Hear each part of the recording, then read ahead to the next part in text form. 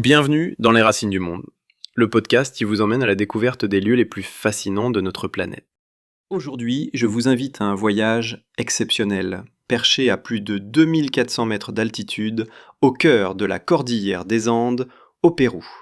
Imaginez une cité ancienne, enveloppée de brume au lever du soleil, entourée de montagnes vertigineuses et de mystères, un endroit où chaque pierre semble raconter une histoire oubliée. Vous l'avez deviné, nous partons explorer le Machu Picchu.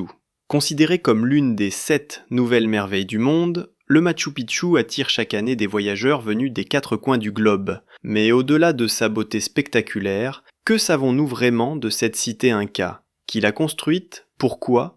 Et comment a-t-elle traversé les siècles sans jamais révéler tous ses secrets?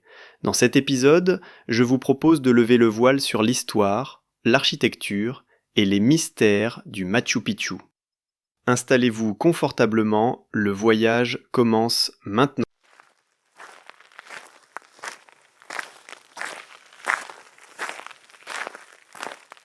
Pour comprendre le Machu Picchu, il faut remonter au XVe siècle, à l'apogée de l'empire inca.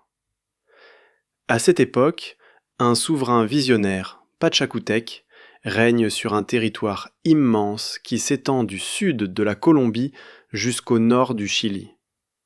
C'est sous son impulsion que naît le Machu Picchu, dont le nom signifie littéralement « vieille montagne » en quechua.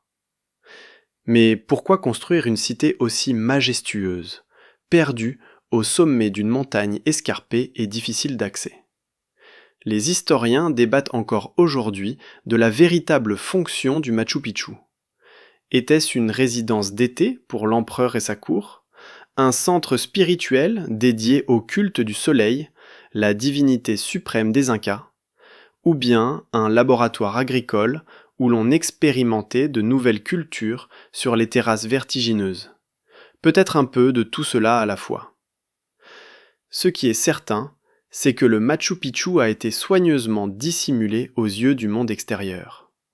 Lorsque les conquistadors espagnols envahissent le Pérou au XVIe siècle, ils ne découvrent jamais la cité perchée. Peu à peu, la jungle reprend ses droits, recouvrant les pierres et les secrets du Machu Picchu. Il faudra attendre 1911 pour que le site soit révélé au monde, grâce à l'explorateur américain Hiram Bingham.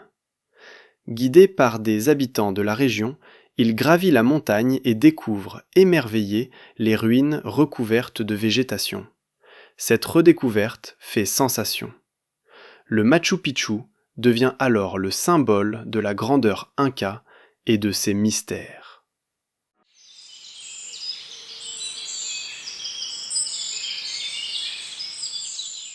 Le Machu Picchu, ce n'est pas seulement une prouesse d'implantation, c'est aussi un chef-d'œuvre d'architecture et d'ingénierie. La cité s'étend sur près de 13 hectares et se divise en 2 grandes zones. D'un côté le secteur agricole, de l'autre le secteur urbain. Le secteur agricole, ce sont ces fameuses terrasses qui épousent la montagne, un véritable escalier de verdure. Elles servaient à cultiver maïs, pommes de terre et autres plantes essentielles à la vie inca, tout en stabilisant le terrain contre l'érosion et les glissements de terrain. Un système d'irrigation ingénieux, alimenté par les sources de la montagne, assurait l'arrosage des cultures. Le secteur urbain, lui, rassemble les bâtiments les plus remarquables. Les Incas utilisaient une technique de construction impressionnante. Les pierres étaient taillées avec une précision telle qu'elles s'emboîtent parfaitement sans mortier. Ce savoir-faire rendait les murs résistants au séisme, fréquent dans la région. Parmi les structures emblématiques, impossible de ne pas citer le Temple du Soleil, un édifice circulaire dédié à Inti, la divinité solaire. À côté, le Temple des 3 fenêtres offre une vue spectaculaire sur la vallée et symbolise, selon certains, les 3 mondes de la cosmogonie inca, le monde d'en haut, le monde d'ici et le monde d'en bas. Au centre du site se dresse l'Intihuatana, une pierre sculptée et mystérieuse, parfois appelée l'horloge solaire. Elle servait probablement à observer les solstices et à organiser le calendrier agricole et religieux. Non loin, le temple du Condor, avec sa forme évocatrice, rappelle l'importance des animaux sacrés dans la culture inca. Chaque recoin du Machu Picchu témoigne de l'ingéniosité et du raffinement d'un peuple qui savait dialoguer avec la nature, la montagne et les astres.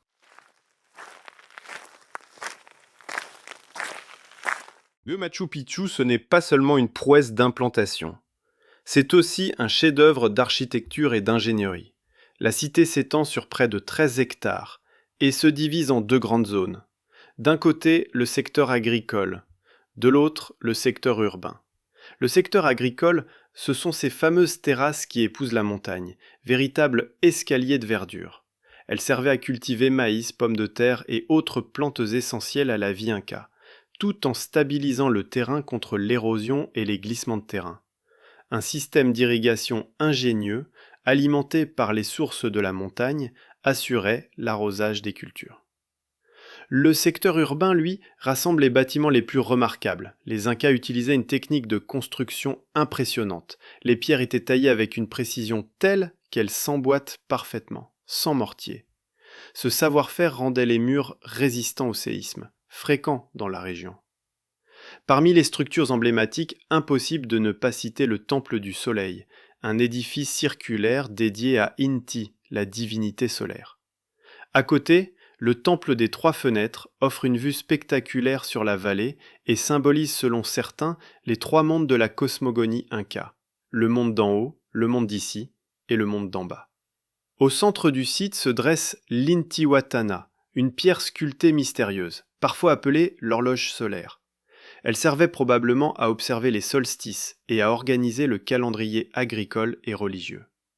Non loin, le temple du Condor, avec sa forme évocatrice, rappelle l'importance des animaux sacrés dans la culture inca.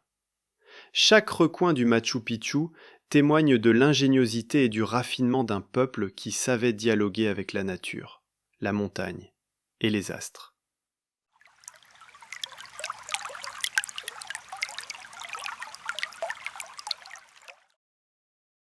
Aujourd'hui, le Machu Picchu est bien plus qu'un vestige du passé, c'est un symbole vivant du patrimoine mondial. Classé au patrimoine mondial de l'UNESCO depuis 1983 et élu parmi les 7 nouvelles merveilles du monde en 2007, il attire chaque année plus d'1 million de visiteurs venus des 4 coins du globe. Mais ce succès touristique pose aussi de nouveaux défis. L'afflux massif de visiteurs menace l'équilibre fragile du site. Pour préserver la magie et l'intégrité du Machu Picchu, les autorités péruviennes ont mis en place des mesures strictes. Limitation du nombre de visiteurs par jour, parcours balisés, guides obligatoires sur certaines zones et surveillance constante de l'érosion. En parallèle, de nombreux projets de recherche et de restauration sont menés pour mieux comprendre et protéger la cité. Les archéologues continuent de faire des découvertes, révélant peu à peu les secrets enfouis sous la végétation. Visiter le Machu Picchu aujourd'hui, c'est donc non seulement admirer un chef-d'œuvre du passé, mais aussi participer à sa préservation pour les générations futures. C'est un équilibre délicat entre découverte, émerveillement et responsabilité.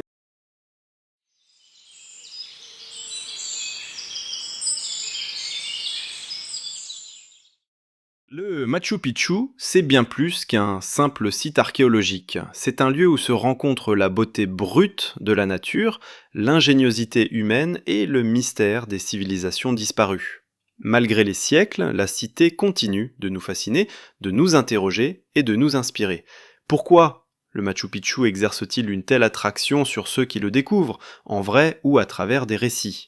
Peut-être parce qu'il nous rappelle que l'homme est capable de bâtir des merveilles, même dans les endroits les plus inaccessibles. Peut-être aussi parce qu'il garde encore ses secrets, et que chaque pierre, chaque terrasse, chaque sentier recèle une part d'inconnu. En visitant ou en rêvant du Machu Picchu, on touche du doigt la magie du monde et la nécessité de préserver ses trésors pour l'avenir. Respecter ces lieux, c'est honorer ceux qui les ont bâtis, mais aussi transmettre leur histoire à ceux qui viendront après nous. Pour conclure, je vous propose une citation d'un poète péruvien, César Vallejo. Il y a, au fond de tout, une racine. Le Machu Picchu, c'est peut-être cela, la racine d'un monde à la fois ancien et éternel. Merci d'avoir voyagé avec moi aujourd'hui. N'hésitez pas à partager cet épisode, à vous abonner et à me retrouver très bientôt pour une nouvelle escale quelque part sur les racines du monde.